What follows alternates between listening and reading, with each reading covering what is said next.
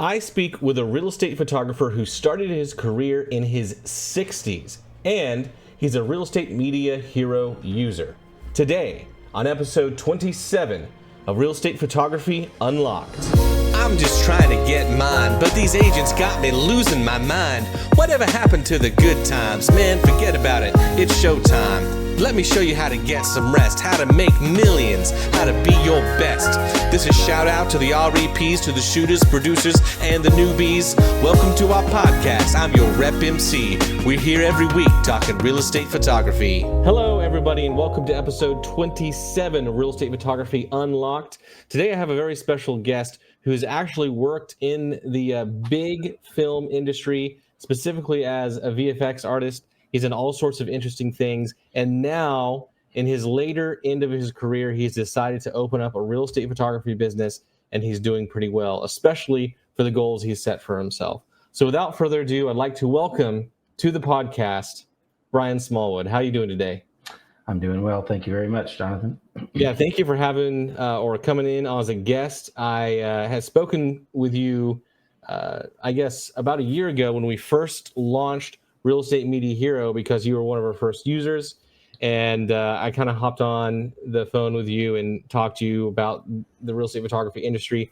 You haven't done any mentorship with me. You haven't, bought in the course. You just wanted to get started, and I was happy to help you out for free. By the way, guys, if you do want to do one meeting with me, I'm offering that for free. I'll leave a link down in the comments where you can sign up on my Google Calendar. And just leave me a message in regards to what you want to talk about, and I'll be happy to help you guys out. That being said, you got started in your 60s, and I want to talk to you all about that. What can you tell us a little bit about yourself? Well, I started real estate photography for real this year in 2025. I started thinking about new careers about 2 years ago. I've worked in Hollywood for 25 years, so I've worked on some of the biggest films in the world and television shows. And in since COVID, I was a supervisor on many of those. So I'm working 60 to 80 hours a week for visual effects studios worldwide, often supervising people in other countries that we've outsourced our work to. Company decisions led us to outsourcing to India and Colombia and a lot of Canada, Australia, New Zealand. So I was very busy in that career for many years, and things were going well until COVID hit. And COVID was a shock because visual effects people kept working even after the filming stopped, because we're at the very end. Mm-hmm. It's the last person to touch a shot in a film or television show before it goes on air. And so we worked for a while, and we were hoping everything would come back, but it didn't. And then eventually visual effects fell off, and they're unemployed for 6 months. Some people more. So after COVID, I was supervising shows, and I was actually working quite a bit of hours and feeling very good about my career. And then the writers and the actors decided to go on strike in Hollywood. And again, visual effects being at the end, we held on for a while, but then the strike started taking their toll, and companies in the United States and worldwide started laying off visual effects artists. Not only that, but closing their U.S. offices. A lot of the big visual effects studios started in the United States and then opened up offices in, say, Vancouver, Montreal, London, and Australia. And then they started closing the U.S. branches and keeping those other branches. Okay. So again, 6 months off, kind of didn't plan financially very well for that. So ended up having to leave my home state of California, because with their prices, nobody could stay there unless you have a relative that has a mother-in-law's quarters in their house. So you got to find the closest state that you can afford that has a lifestyle level that you want to stay at. Mm-hmm. And so we moved to the state of Utah. Okay. At 6,000 feet. And for quite a while, didn't know what I was going to do for work, because my identity basically was taken away, because nobody would hire me. Nobody would hire anybody in the United States. And when work did start coming back in the movie business or television business, sure, you'd see production in Atlanta or New York or maybe a little bit in California, but the visual effects aspect, mainly because we don't have a union in visual effects and everybody else does, that work stayed in Canada. Mm. So people like me that have worked in both coasts of Canada, they would give us a visa and have us come over and work for 3 or 5 months and finish a movie. That's not happening anymore because they actually have enough people, Canadians or people with long-term visas, that they hire first. So the film industry for visual effects artists in the United States just went away completely, suddenly. Yeah. Okay. Hey, I have to answer a quick text message from an employee real quick. Out to him. And would you mind centering your camera? There we go. Perfect. Okay, good. All right. So that sucks. And a lot of people I have found who come into real estate photography are looking for a second career. But before we move on to real estate photography, I'd like to sit on this subject, not to discuss the downfall necessarily of VFX, but I just want to talk about the movie industry for a little bit, because a lot of us in real estate photography or real estate videographers in the industry are want to be, directors, and we would like to pretend we're making great movies here, and we oftentimes over engineer things by over editing and overshooting, and certainly, a lot of the things we do, making things more complicated than they have to be and overproduced, especially when lots of times in certain areas people are shooting and doing these massive productions for $300. Sure. Right. The point is, we all love movies, I think. So I'd love to ask someone who's actually been on the inside of the industry some curious questions. I have noticed big time that the quality of movies have gone down over time, but especially in the last 5 or 10 years. I grew up with incredible blockbuster films like Braveheart, Gladiator, every action, horror, romance, comedy that was released was just an enormous big hit, and it seemed to be the golden era of Hollywood. And in the last decade, we've seen just cheap release after horrible plots, writing all over the place. I don't want to. How brutal could I be without? I guess you're kind of out of the industry and pretty happy in your new industry. So, what is Hollywood thinking? What has gone wrong when we have a franchise like Star Wars, and they release the trilogy that we've had? And for several years, a lot of fans were trying to defend it. They would try to fill in plot errors by releasing books, and they kind of explained major errors in the film. But even now, we're starting to get news that, oh yeah, J.J. Abrams and all the directors and producers involved didn't even have a script or a plan for the second movie.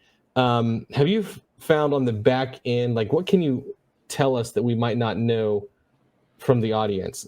Is corporate just taking over Hollywood? So a lot of the people who have no, like Quentin Tarantino, who just kind of do whatever they want, or Christopher Nolan, where people actually still trust him to make a profit, so they give him complete creative control. But outside of those directors and producers, we just kind of get, it seems like corporate run smush. I don't know. That's what I'm seeing from the outside, and that's my instinct. What's it really like on the inside? Yeah, I'm hearing exactly what you're saying. And from my perspective, I don't claim to be a Hollywood insider. As far, visual effects artists don't mingle with producers, directors. I mean, a little bit. But studio heads, we definitely don't mingle with, and we don't know these people. So my take on where has the quality gone in Hollywood, and why are we getting so much content that's just thrown in our face of stuff that a lot of us really aren't interested in, is just the rumblings of the tech world taking over. And where does the money come from? I mean, every director, producer has to worry about where does the money come from to make their film. And they all started out with being a passion project. I've done my own small films and documentaries and stuff, and we have this passion for what we want to do, but then it starts getting taken over by the person that you're asking for money from. And so if that's Amazon, what's Amazon's interest? And that might be just huge amounts of content. And I know that Netflix did it a few years ago. They started coming out with some stuff that's just left field, and a lot of people were leaving Netflix because they're really pissing off their subscribers with some of the content. But I guess the need from the execs is just to constantly be putting out content of all kinds. And again, I don't know. I'm not an insider in that. Okay. The luck of a visual effects artist is we work on shots. We're given shots. We don't work for a studio usually. We work for a visual effects studio that works for the major studio. Okay, understood. So we're detached, and we don't even hear the dialogue usually. When we're working on a shot, we don't know what the music's going to be. We don't know what the words are usually, unless we need it for some kind of important effect that's happening with the timing of the voice or gunshots or whatever. So we don't even know what's going on. We just work on our shots and do our best. Okay. And send it back up the chain. Very neat. Okay, well, I'm really curious because in an alternate life, I would love to have in my 20s packed up shop and moved to LA and tried to make it as a grip and work my way up the ladder to make. And who doesn't, honestly? I think making movies is one of the great dream jobs. So even getting to work in the industry at all, what are some of the movies you've actually done some effects for? Many Marvel movies. I think I finished my career on Captain America: Brave New World. Oh, wow! I finished in January, and I did some very big shots for that. I was very excited. Some of my shots are like in magazines and stuff. But it's when I say that, I me. There's no I in team. It's really true in visual effects. Visual effects is a team. There's artists around you that I'm a compositor, so I put things together. I layer things. And then there's the 3D artist, then there's the environmental artist, and there's the lighting artist. There's so many different people involved in creating your final look. Luckily, the compositor gets to finish that final look, and I've been lucky enough to do that in my career. But so many shows. I forget how many, even though I've got it open in front of me. I mean, Jurassic Park 3 was probably the one I started with 25 years ago. And I was lucky to work directly for the director and the editor. That's rare. Wow. But it just so happened that I worked for them, and Steven Spielberg was executive producing and actually gave notes on some work I was doing. So that was like 2001. Yeah, by the way, Jurassic Park, the original Jurassic Park, is one of my favorite all-time films. I actually have... hold on a second. You guys might recognize this if... so I like to have a few things from my childhood here. So I have Master Chief helmet on the... But you might recognize this as a prop from not the actual movie, but just something you can buy. That's great. So huge Jurassic Park fan myself.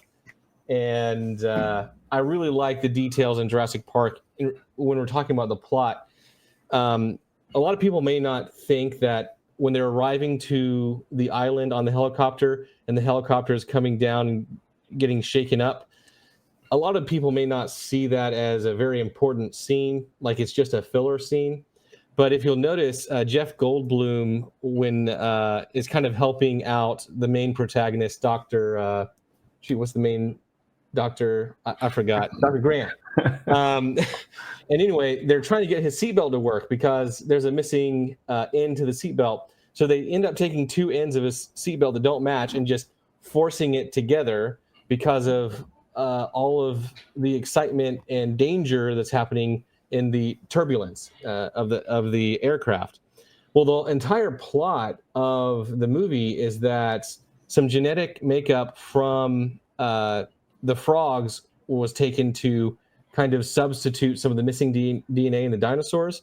And though that frog DNA has ended up causing a disaster with Jurassic Park because all of the animals were engineered to be female. So if a disaster were to happen, then they would all just die out. Well, turns out this frog DNA can actually change the sex. Nature just finds a way, as they say. And anyway, that whole helicopter scene with them falling down and the turbulence causing an issue, and then taking two ends of a seatbelt, two female ends of the seatbelt, and then just forcing them together is a foreshadowing of the entire plot of the movie, where you have the female dinosaurs being put in a turbulent situation where they have no choice but to force that together. Anyway, don't mean to get too nerdy on you, but I love films, and I have always thought that Jurassic Park is like the ultimate combination of entertainment, exciting horror. It gives, if you just turn off your brain and you're just there for entertainment, it's a great movie. But if you have your brain turn on and you're paying attention to the plot, but also the ethics of it, and then the fact that this sci-fi movie has ended up coming completely true, where we are now bringing back animals from the dead. Like recently, I've been seeing some wolf species being re-released, at least in captivity. And they're talking about bringing back the woolly mammoth. The fact that this was made and the VFX holds up just as good today. And you worked on that. The first three movies were still pretty good. After that, it got a little bit Yeah. And that's one of the great things about being a visual effects artist is you don't have to have any ownership with how good the movie becomes, because that's out of your hands. It's not. Just do what they say. Right. All right. Anyway, well, sorry to nerd out on you. I think it's really cool you worked on Jurassic Park. Steven Spielberg is awesome. I love Christopher Nolan, and I love to hear stories about them. Every once in a while, I do get to meet some people. My wife's cousin has actually won some Academy. Some Golden Globe? No. I don't know. He works as a voice and audio effects artist, but I don't get to talk to him too much. But he's worked, one-on-one with actors and recording stuff. Anyway, all right. So let's talk about real estate photography. I just thought you're a super interesting person. I would be very proud to be you and have the career that you've had. I think that's really interesting and exciting, and that's probably the first thing I would tell everybody when I introduce myself. Is your name in any of the credits, out of curiosity? All of them, yeah. Okay, wow. That's cool. All right. Yeah.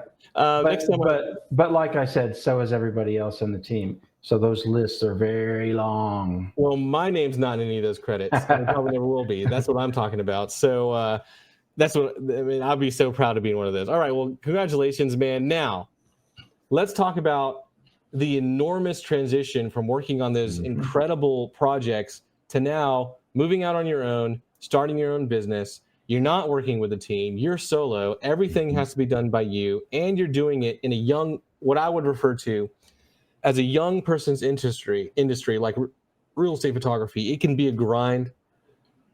People are very demanding. I'm sure you're used to deadlines and that sort of thing, but what has it been like opening up shop in real estate photography?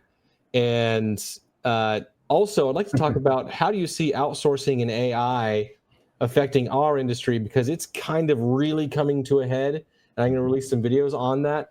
But what might the future of real estate photography look like if you're taking what you've seen in Hollywood, and what's around the corner for us as real estate photographers? Right. So make sure I come back to that after I. Yeah, absolutely. Let's talk about your business, how you got started, and the realities of that.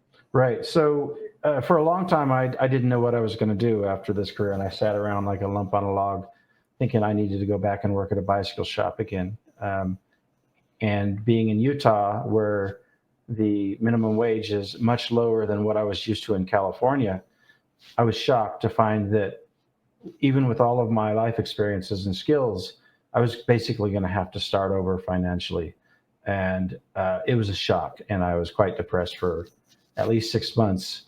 Luckily, I was able to go back to Hollywood and LA and work on two movies, and that was the Venom, The Last Dance, and Captain America. So I was back in LA for 5 months. So I was able to earn a little bit of money.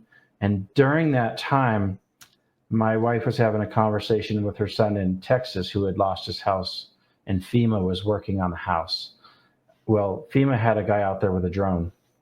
And so Robbie, my son, was really excited about this possibility of a career for himself and for anybody else of flying a drone and making maybe $600 or $800.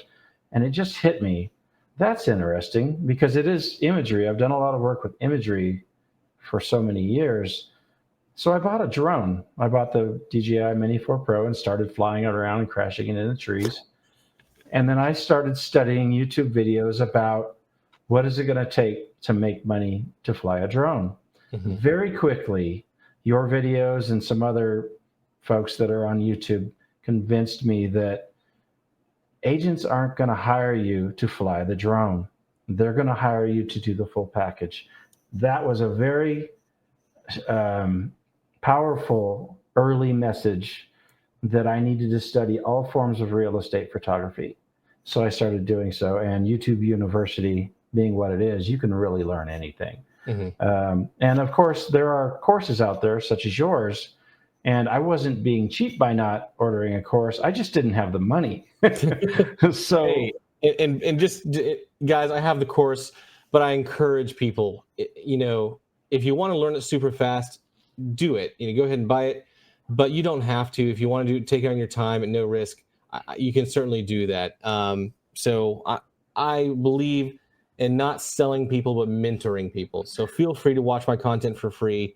Just give it a like and a share. And if people ask for a good referral, please just pass my name along. But otherwise, trust me, man, no hard feelings there at all. I'm just happy to see you doing well. And I believe you because I've watched a lot of your videos and you really walk the walk and talk the talk when it comes to that. You mentor people. And I do talk to other people that are starting out, and I actually tell them you're my mentor. And because I've watched a lot of videos from a lot of different people, and I've taken the notes and written them down, but I keep coming back to your content, and not to get off track, but specifically how to shoot a house in 30 minutes. Mm-hmm. I've watched it multiple times, and it set the tone for how I do my business. And the best gear, what best gear to get, buy it used, and I did, just like you mentioned, and camera settings. And then later on, which we may talk about, is AI such as Fotello, which I use now.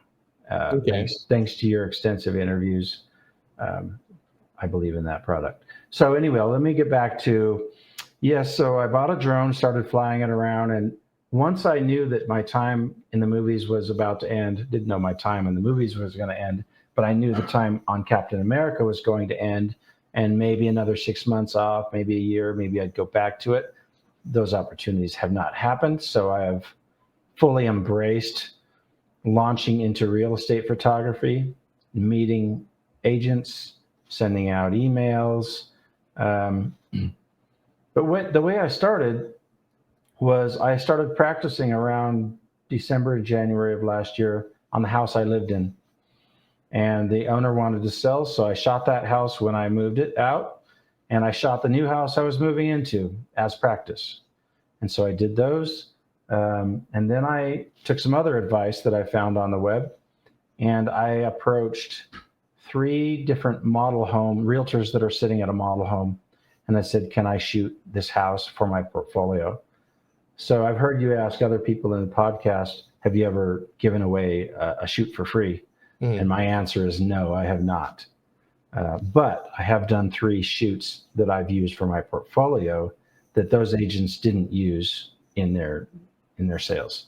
Mm-hmm. So 2 of those agents have become regulars for me, and 1 has somebody else. But 2 of those hire me on a regular basis. So that was the beginning, and that was about February and March. I think I made my first money in March. And it wasn't much. Very difficult to get agents to trust you, the new guy, especially in a red state, if you say that you're from California and you worked in Hollywood. It's a mistake. So do they have billboards in Utah that say like don't like bring your stuff but not your politics type of stuff? Yeah, and this is a small town. I live in a small town at 6,000 feet. There's a larger town 45 minutes down the hill that I've started getting into that market. But politics is real, and if you're from California and you work in Hollywood, that's a double whammy. And I try to say, yeah, I've worked in 25 years in Hollywood. I have an Emmy Award. And they're like, I would never hire you in my lifetime. You just feel it. So you move past that. You don't show any political stuff, and you just be a good citizen of the community and consistently try to, be an honest face. And along with that, in the early part of my photography career, say March, April, May, I focused on quality. I didn't get a lot of shoots, but everything I did, I would give something extra. If I did a land 160 acres and I had to add lot lines, I would also add some graphics, 160 acres, and maybe some graphics of where the nearest town was. Anything to make it just pop a little bit more than what they're used to. And because of that, one of the agents I use says he's the best. I'm the best he's ever used. He later ended up firing me because my prices are too high. So we could go on and on about agents. But he brought me back, and he uses me pretty much exclusively now. Okay, good. Yeah, sometimes you have to teach people that lesson by just letting them go, and then they realize. And that's one of the advantages you have. I feel like when we're talking about age and people, real estate photographers in the industry, we have young people who are really eager and ambitious, and they'll go out there and really think that they're going to disrupt the industry, but they really overpromise and underdeliver versus someone like you who's experienced. You're going to be reliable. You're going to have incredible integrity with your word, and people are going to be able to depend on you. And that is the main thing that long-term actually matters, where a real estate agent doesn't have to reinvent the wheel every time they have a listing. They know when they get a listing, they're hiring this person for the media, and it's going to work. Right. And they have complete peace of mind. And that's the goal you guys should all be getting towards. Now, let's talk about, you've been in the industry for less than a year. What were your goals, and how has it been working out? Has it been a complete failure? Has it been successful? Do you think you made a big mistake by choosing real estate photography, or is it like the best decision of your life? Just talk to us a little bit about that. Well, that's interesting, because I chose real estate photography because I felt it was the only place I could go to make money with the skill set I already had, and then learn some new things to augment. And so I can look back the last year and think there isn't really something else I could have gone into. I was pretty desperate to find a new career, and finding a new career at my age, first of all, you just don't want to work that hard if you've chased a lot of dreams in your life. But then again, you know how. Mm-hmm. So I know how to chase those dreams, and I know how to put those pieces of the puzzle together. So with a lot of the tips I've gotten from you and others, you just start focusing on building that trust and delivering the best that you can. And then the phones go silent, and time goes by, a week or two goes by, and nothing has happened. And you're like, oh my gosh, what's happening here? Nobody's hiring me. And it's terrifying because the winter is coming. It gets snowy here. I'm at 6,000 feet. So, okay, what do I need to do in order to spread out down to the town, down to the lower elevation, 45 minutes to an hour away? And how do I start setting that in motion so that in 6 months, it will subsidize my income enough to where I can survive? So getting into this business was all about survival financially. And it is starting to work out. I mean, there's starting to be a more consistent flow. My regulars come back. it's interesting. I know in a lot of your podcasts, you talk about how do you do your marketing? And I've pretty much followed what you have said. And I've found that email marketing is my choice of where I want to market. So I use a certain mass email sender and I'll send out 300 or 400. It's not a lot of agents. So if I send something out, it's to 375 agents, not 3,000. Right. So you really in a small market then. Yes. And I just want to, I don't mean to interrupt, but I just want to clarify for everybody here. There's ideal situations and markets to start a real estate photography business, and there's difficult situations to start a business. So you're, in the golden era of your lifetime in your 60s in a small market, and, you don't have decades of experience in this industry, but in other industries. So you're having to learn a new skill. You don't have a real advantage in perception of clients. Every client agent is looking for the youngest, most high energy photographer you can find. And I am lots of times in my area viewed as too old by some of these agents. Like, oh, you're still doing real estate photography as a career? I have always pictured that as it's not that serious of a career to actually provide it for a family, Jonathan. Why don't you get your real estate license to do something like a real job? It's just like, So I have an uphill battle with you, but you seem to be, like you said, succeeding. So I'm just emphasizing that part and the reason why I want to emphasize that is because a lot of the people who reach out to me in the comment section, or they email me or they message me, a lot of them are in your situation where they're in their later years of life. They're looking for a second career, and they're not sure if they can make it. So you, sir, are proof that it can be done, even if the market isn't ideal. That's all I want to emphasize there. So please continue. Yeah, ideally, if I had thought about this career before I moved to this small town, I probably would have moved up somewhere like Salt Lake City, Utah, which is 3 hours north of me. I'm not going to do that. I'm going to stay here. But I've also started trying to augment this business in the builder's space, construction. A lot of people know that if they watch a lot of videos on drone work, that there's a big market starting with drone progression reporting. If you take your drone out and you do mapping, you do videos, you do that video every week or every month for the builder for 2 or 3 years, you could have a nice contract. So I actually have a side business, a DBA called Builders Aerial.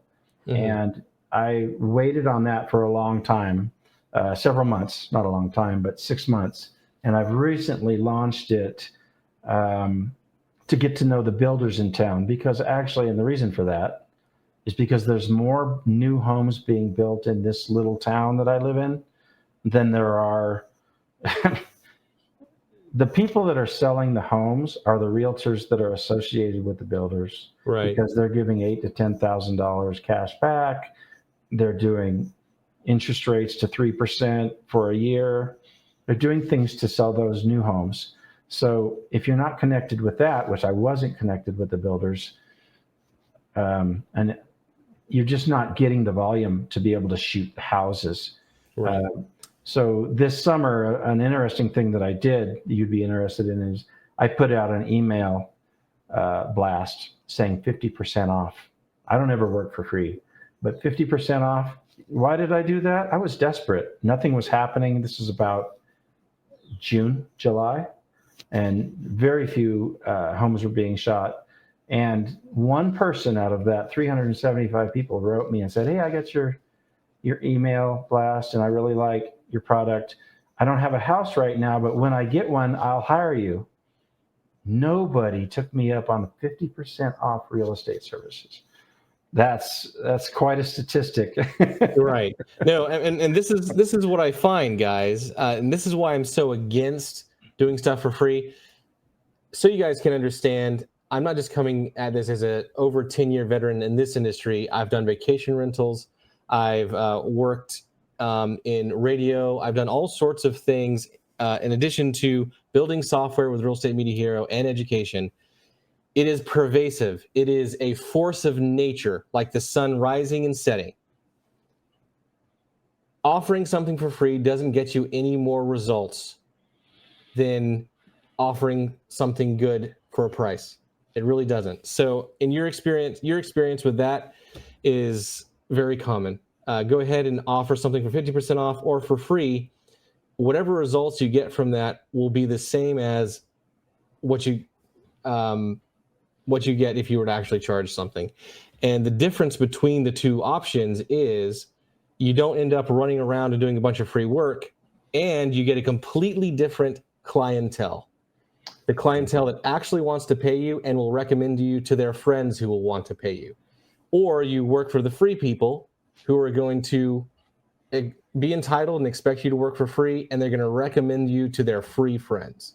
And you just don't want that. Anyway, so please continue. So yeah, I had mentioned earlier that there's an agent that uses me pretty much for everything that he does. He owns a local brokerage, and he uses me, and he's the one that said that I charge too much. Well, my prices are basically an average of what I looked at nationwide, and then looked at all of the locals, and then averaged my prices. Mm-hmm. I did not go high or low. I just tried to stay same as everybody else. So if an agent tells me my prices are too high, they're wrong.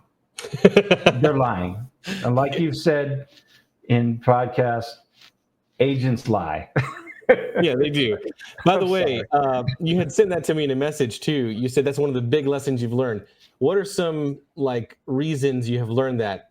Are there several examples of real estate agents have lied to you for some reason or another? Yeah, well, one of the agents that they use me exclusively. She said that they're so-and-so down the road and their prices are a lot lower than yours. So I looked at them. They're all about 30% higher than mine. And once I pointed that out and said, I'm going to give you the best I can give, and the images are going to look great. And she uses showcases. It's a big thing for Zillow right now, and I'm a certified Zillow showcase provider. What that means is you went through 5 minutes of their training and decertified. Yeah. So she uses me exclusively, but for whatever reason, she decided to throw that I was too expensive card out there, but it's proven to not be true. What's interesting is I had mentioned the broker that used me and then decided to stop using me. Well, he had a big $1 million house that I was going to shoot. I had a time and a date. And then he told me, you know what, I'm going to give it to somebody else because they offered to do it for free. And he says he would be stupid to pass that up. And you're right, he'd be stupid to pass that up. And I don't know if the photos turned out good or not, but I remember being really pissed off that another person in my business, a colleague, would offer a free service to undercut. Everybody's got their ways of how they would do it. I'm just not going to do it. So I'll do it my way. But I ended up getting all the work back. So yeah, exactly. For whatever reason. Yeah. And let me speak to that as well, guys. When you have, and it's not just one person, although some people are louder than others, but it seems like photographers seem to enter an industry and then ruin the industry by going to the very bottom and offering free shoots. Photographers have done this to the portrait industry, to the automotive photography industry, to almost every industry you can imagine. The wedding industry has kind of gone through it already, and I think has come out on the other side. And the reason is I think a lot of new photographers are too afraid to depend to risk someone's special day, by shooting for free. But when we have all of these photographers entering the industry and everybody doing free shoots to try to get business, it really devalues everybody's work and hurts the entire industry. You're not going to put anyone like me out of business. You're not going to steal my business. All you're going to do is run the prices down. Maybe you get a few clients, but they're going to be very entitled, very spoiled. You're going to have no leverage in that relationship for the entire time. And then someone else is going to come behind you and do the same thing. And it just turns the entire industry into a spiral downward. If you come in and you actually start charging, it's going to gain respect for everybody in the industry. You're going to, like you said, I love how you called other photographers colleagues, not competition. Sure. What I say is bad competition is bad to have, good competition is good to have, right? Someone who comes in and charges great prices and does great work, and then the client who hires them are like, man, real estate photographers are awesome, I'm going to keep using them, versus a bad competitor who charges way under what they should be. They do an awful job, and then that client's like, yeah, I hired a real estate photographer and they suck, I'm not doing that again, and if I do, I'm not going to want to pay them anything. Anyway, I don't mean to always get on my soapbox, but there's lessons that you have experienced now on the front lines that I have talked about that a lot of people don't believe. And I'm just telling you guys, you can advance your career years, if not decades, if you just listen to what I say and trust it and try it out and see if it just doesn't work great for you. So sorry. Keep going. You're doing great, man. So yeah, I was talking about earlier how I'm in a smaller town, so I needed to make sure I had another part of the business that's very similar to real estate photography. In fact, it might be completely similar, but I just do it for the builders. Mm-hmm. And the reason I've named a DBA Builder's Aerial is because I was pretty sure one of these builders who's out there busy and he's a working man is not going to hire real estate pro shots to do his aerials or even a walkthrough of a framed house. So I just tried to work it a little bit where I found a way in there. So not only did I do that, but I joined the local board of realtors. I go to their meetings. I get a job out of that every once in a while. I just got one that I shot yesterday. I was referred by the head of the board of realtors. That took 6 months to happen, but that's starting to happen. Right. And then I joined the local builders association. And with that, right away, I got a contract to do 15 houses, which I finished on Sunday. And the job was to shoot aerials video and internal walkthrough video for the Festival of Homes in my region. Okay. And in doing that, I met the builders for all of those homes and worked closely with them on doing twilights, sunrises, and just making sure their house was ready for the promotional stuff that I was shooting. And so I got to meet the builders. And so that I feel has been a huge step in this career for me. And that's only happened in the last 3 weeks. So I'm pretty excited about that.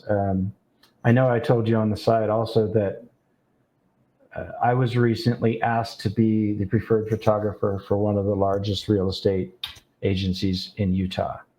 Okay. So I'm about to get pretty busy, I believe. Good job. No, that's great to hear. And it's important to also understand that sometimes these things take time. Yes. And one more point I want to make on that, Jonathan. They didn't ask me to cut my rate. Excellent. They didn't.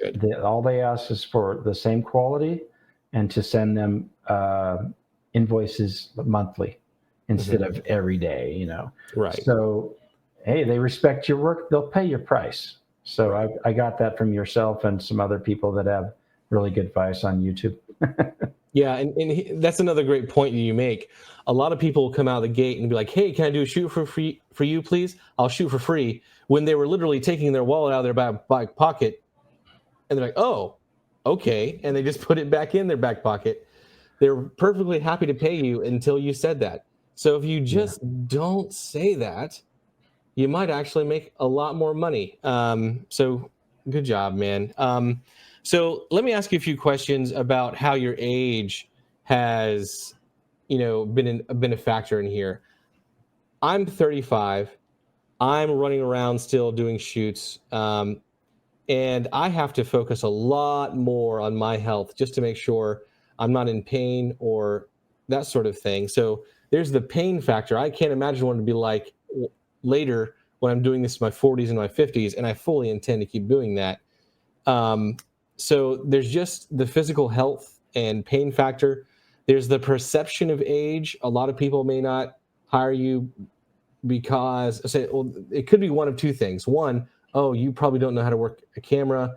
you probably aren't technically savvy, or they could be like, okay, he's older, but he's dependable and reliable, and that's actually what I want. I don't want this young photographer who's all over the place and tells me things that he doesn't follow through with. And then, of course, there's just the window of opportunity you're looking at. I'm not sure how long you plan to have this career and when you plan to retire, if you're in a good situation to do that. But just talk to me more about all the factors that your age has involved, because a lot of the people I talk to are later in age. I know a lot of the people who subscribe here and watch are later in age and are looking for this as an opportunity. What advice can you give them? Well, I'm lucky because I've been in athletics for most of my life. I've raced bicycles on and off throughout the years, and I love taking my mountain bike out and go. Yesterday, I walked 4 miles up a mountain at 10,000 feet after a shoot. So I'm lucky that I have my health. I try to stay somewhat fit. So, even during last week when I shot 21 houses, Dude, you shot 21 houses in a week? Yes, but different types of shoots. So 6 of those were interior, exterior, premium real estate photography with drone, and half of those had virtual tours included in them. So they take some time. So you're killing it. But the other 15 were those aerials shooting drone of the festival homes and then doing walkthroughs. I didn't do those all in one day. I did those. Some houses I went to their site 3 times on 3 different days because it's raining or the sunset wasn't good enough or there's people in the house and I can't do the walkthrough video. So I actually overshot, which is something we should talk about because you advise against overshooting. But I overshoot everything and I overdeliver everything. And I spend way too much time editing because I'm such a perfectionist. So I need to let go. We should talk about that. Yeah, we should. I need a therapy session. But organization is key. If I was not organized and knew how to deliver products, I'm an expert at images and delivering those images. That's what saves me in all of this, because some of the details I do forget. If I don't write them down, I might forget to charge the virtual tour camera, the Theta camera. That has happened. And it's so many details and so many products that we offer and that people ask you to deliver that might be a little bit outside of your comfort zone, that you have to constantly have your cameras charged and your drones charged and everything. So organization is key. Writing notes. One of the things I struggle with in my older age is I'm not as, let's say, sharp. When I was younger, I was extremely sharp. And that changes. And so, you got to write things down. You're going to forget.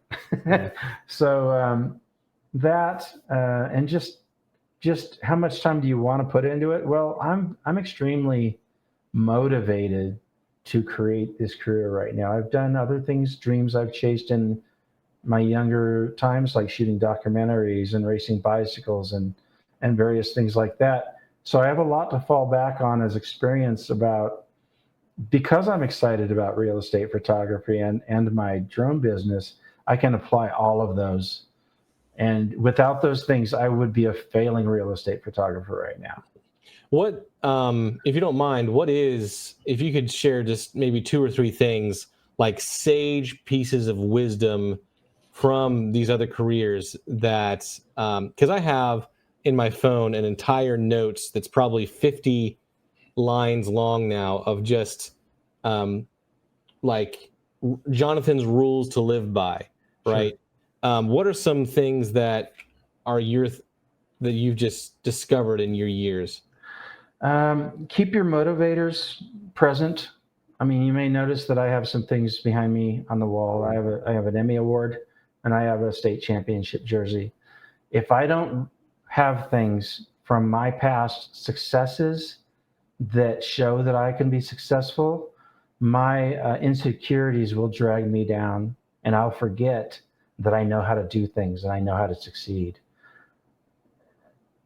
I don't know if I've ever heard other people say things like that, but over the years, I know that going back to racing again, let's say I want to get ready for the Masters World Championships and I have to lose 40 pounds to do it. Well, in my room, I'm going to need some reminders that I've actually done things because life gets in the way and you forget. Some people don't forget and they don't care and they stay motivated. But I felt that I've needed those things, reminders in my life, and they help motivate. You know, so that being organized. I mean, if my room was cluttered, my mind would be cluttered. So my desk, my monitors, I have pretty much sparse except for some notes that I need shoots. Going back to your real estate media hero, having a key piece, and I don't mean to go off track, but this is super important to me. And I knew when I started studying real estate photography that I needed this piece of the puzzle that I was not an expert in: scheduling, billing, a place to keep track of all the addresses and what time, and a delivery system. And Real Estate Media Hero did that for me right at the right time when I was looking for it. So that helps. Just having all your tools out, and your charging station where you can see them. Otherwise, out of sight, out of mind. Right. And also 2 cameras. 2 is one is none. I've found that with drone. When I started having troubles with my Mini 4 Pro, I'm like, oh my goodness, and immediately found a way to, even though you can't get them right now, the Air 3S. Right. I purchased the Air 3S. You have to have backups because you'll get to a house and realize your Theta doesn't work because you used the wrong cord to try to charge it. Yeah. Even though it looks just the same, but that cord doesn't actually charge; it just transfers. I know exactly what you're saying. I actually, our policy here at my studio is if we ever have a cord that doesn't charge something, we cut it up and we throw it away. Yeah, because it has screwed us. It has screwed us so many times. And thank you for mentioning Real Estate Media Hero. You are one of our first users, and I really appreciate your advice, your questions in the Facebook group. But I really love seeing the fact too that it's just been working for you from the beginning. And even though I haven't been too public in announcing all the updates and stuff, a lot of your suggestions were definitely taken into a lot of the updates we've done. So I really appreciate you using it. And has it been overall a smooth experience? Because a lot of feedback I will get from people who don't sign up for it, but they just, I was interested in it and I was looking at it, but I'm just decided not to go and use it. And the reason they always give me is because, it's your first year in the software, so I know it's not going to work very well. So I'm just going to give it time until I hear about it. And that's the killer for me, because if they would just use it, they would recognize that ours is more reliable and more refined than all of the other software available on the market. And like you said, with corporate, once they get involved, you notice things just kind of falling apart. That's what has happened to a lot of the software, where they're becoming big businesses and not focused on the actual end user. But have you ever had any issues with Real Estate Media Hero? And if there were, did we fix it enough? Like, what's going on there? Yeah, I've had some issues with it. And luckily for me, I didn't start out using anybody else's delivery software or scheduling. So I wasn't comparing. So I was just trying to learn yours and see how it could help me. So an interesting point that I mentioned to you in a text the other day is that no client of mine has ever scheduled a property through your software. Until just the other day, I missed a call. I came back to the car and I got a call. I called the guy back, an agent who is deciding to use me for the first time. And he was in the middle of actually making an appointment on Real Estate Media Hero. And so yesterday when I shot the house, because I actually jumped in and I made the appointment for him because I wanted to add a driving fee that he would not have been able to add because it was way up in the mountains. So luckily, I got a chance to talk to him about it yesterday and ask him, and he said he really thought it was intuitive. It was straightforward. The prices were right there, and said what he was going to get, and he was about to hit submit. So he was happy with that, even though he would have been the first for me out of, I believe I have about 88 scheduled, former scheduled on the Real Estate Media here that have gone through. So I've had some hiccups, like I'll make a new client and I'll enter her name and I'll put her email address, but it was the wrong email address. I was not able to delete that. And so I made a new one for that agent, and I just made the old one inactive, I believe is what I did to get it out of my way. And so there's a lot of things like that. I'd love to be able to delete that failed one. Things like that. And I don't remember a lot of the things, but I've just found ways to work them out, such as when I'm doing, a client will ask me, well, I just need you to do a lot for me. I need you to shoot a lot. Well, it doesn't have square feet. What do I do? Well, it doesn't really matter. Right.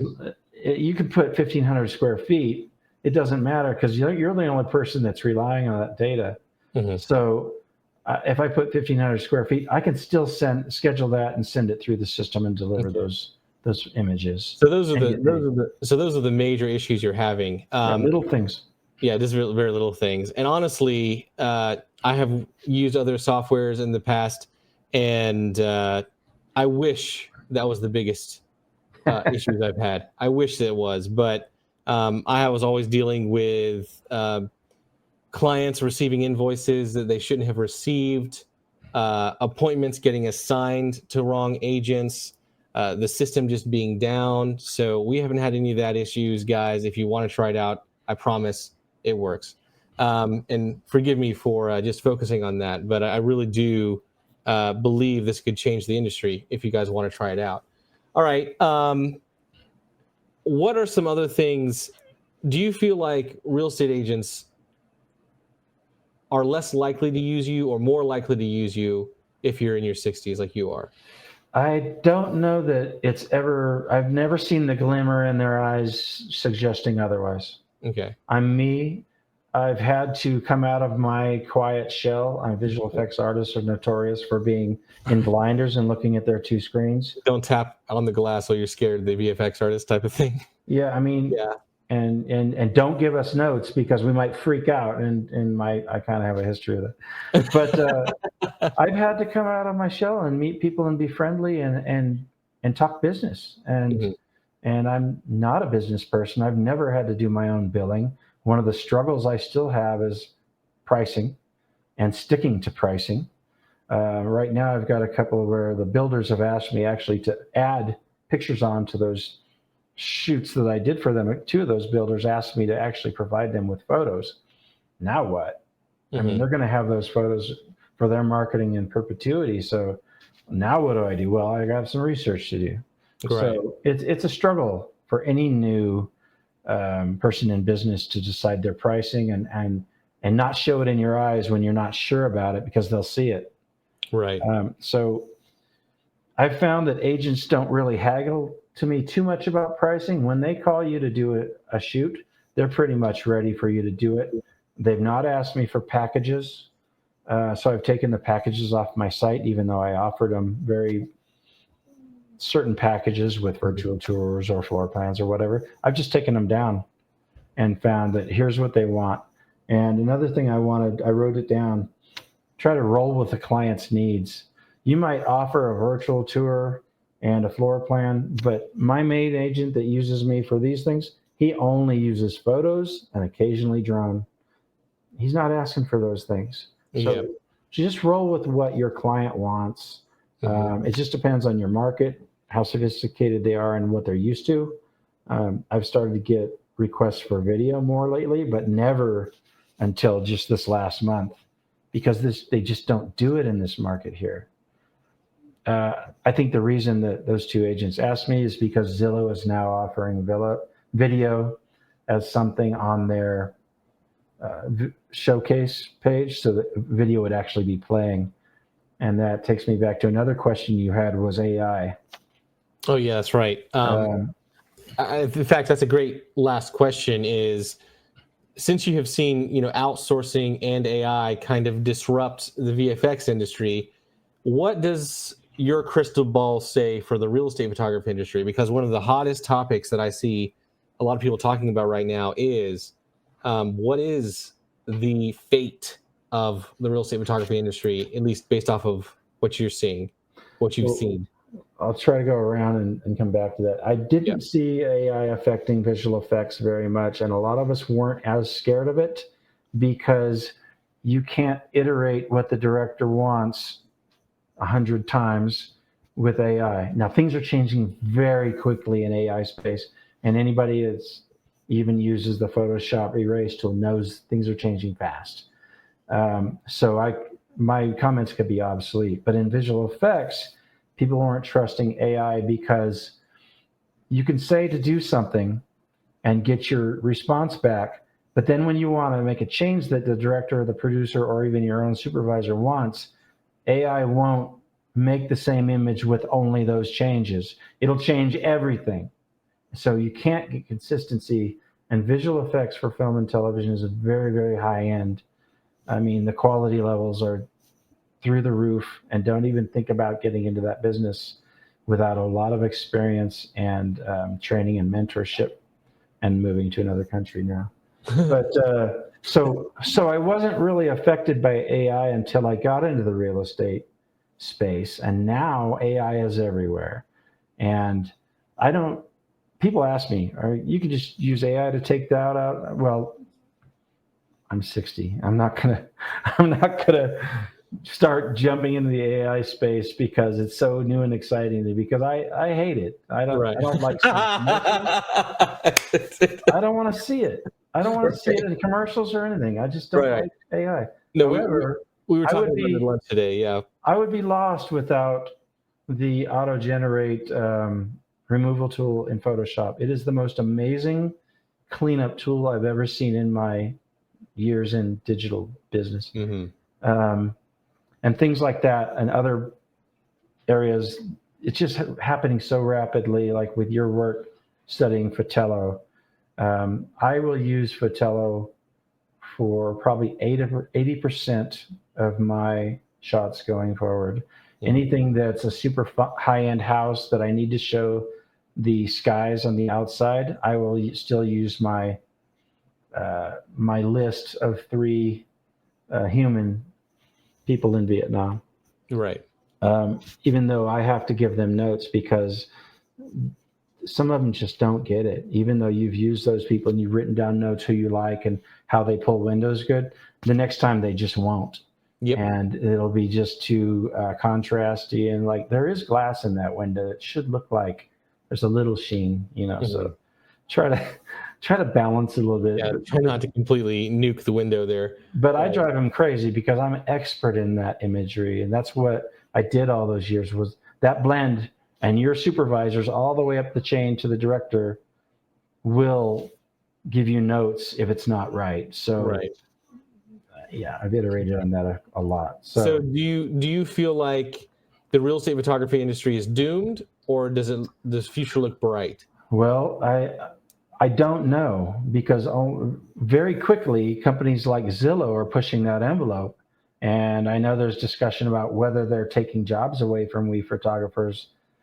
So I've embraced that and jumped in, and like I said, I'm a Zillow certified media provider. Mm-hmm. So when somebody hires me to do a Zillow showcase, that's the requirement is photos and a virtual tour that has a floor plan. That's Zillow's own product, so it's built into their tools. The great thing about using that, where I would have to pay Matterport a subscription every month, but for Zillow, I don't.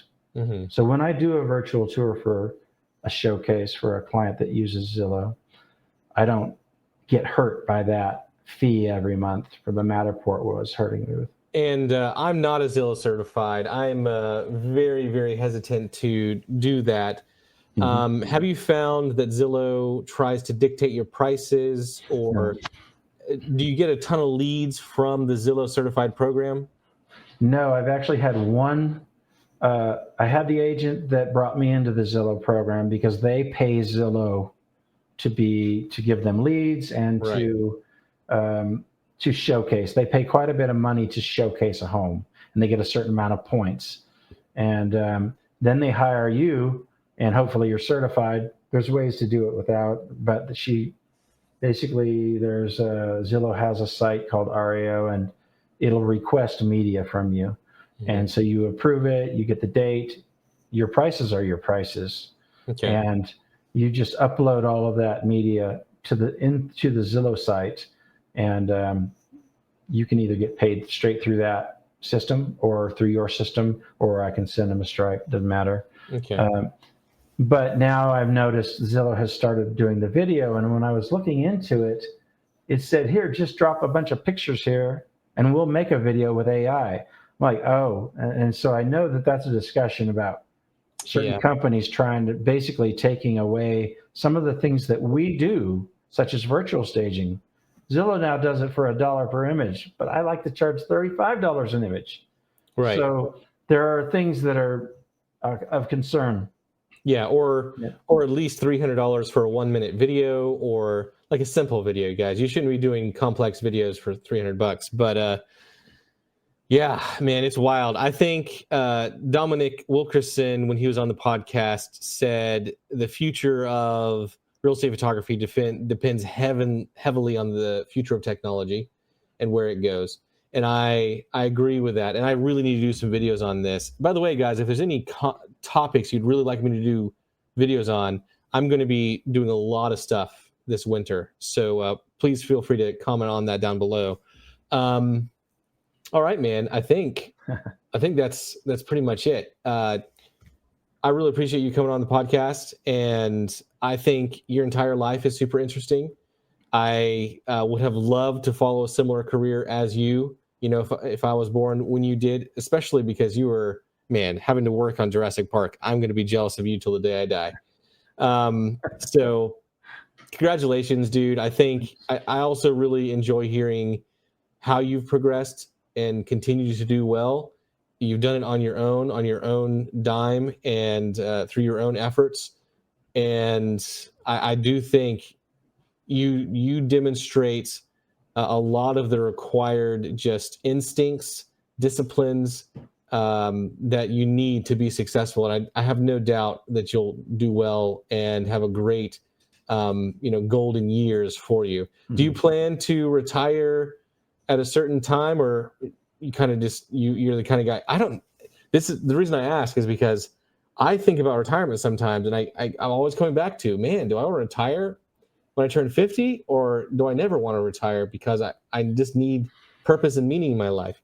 That's it. Purpose and meaning, something that I just feel like I need something to be proud of and work hard to do. You know, I want to stay busy, and I'm nowhere near retirement. So even if I were financially ready, I need to be busy, and not just with hobbies. You know, you can ride your bike all you want, you can climb mountains, but I feel good about being a part of this community, and I feel like a partner to my agents.